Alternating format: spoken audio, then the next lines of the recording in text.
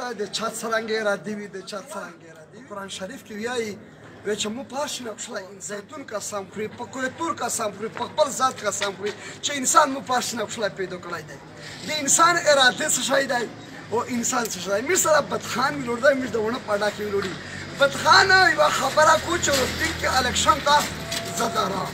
او زه سیده د خلق را سخته که جی بدخان ته د عوام ته څه وایې ته روغتون کې الکشن ته ولې دارې د افسوس ته څرنګه جوړ شو زه د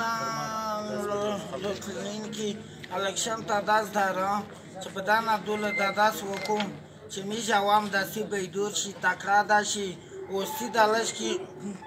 ایمان د والا ورپورته کو مخ لري ایمان د نه تللی دی یو ویرې په ایمان شته پکې او میش داسې ورته یایي چې دا ترم چې کومه ستر یم وکړه دا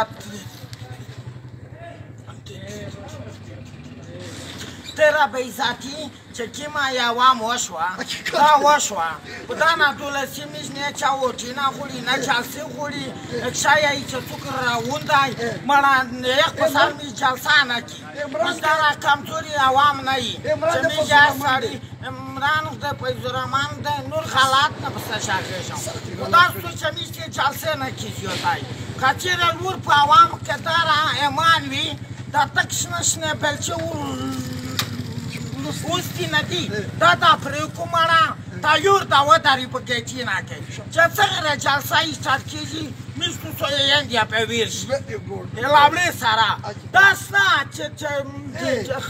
خالی تو پلوس کوي مو پلوس کوي بل پلوس کنه چې په نوم چې دا څول مې خپل عوام دا چې دغه غونډه پلوس کلا وړي دا تک شنه ټانګالي څه دي چې دا وي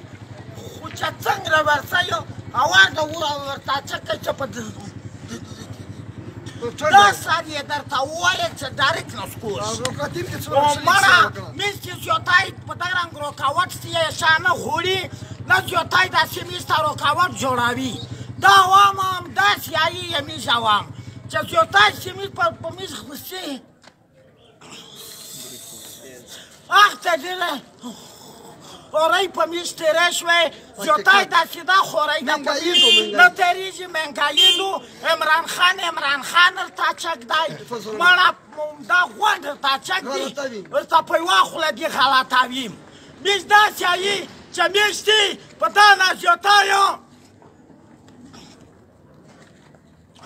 چا غلطول نه غواړي چې سیده خبره ته در ووځي سیده لاینده چلوي کله چې سیده نه وای چلن په شانسه په سره ودرېد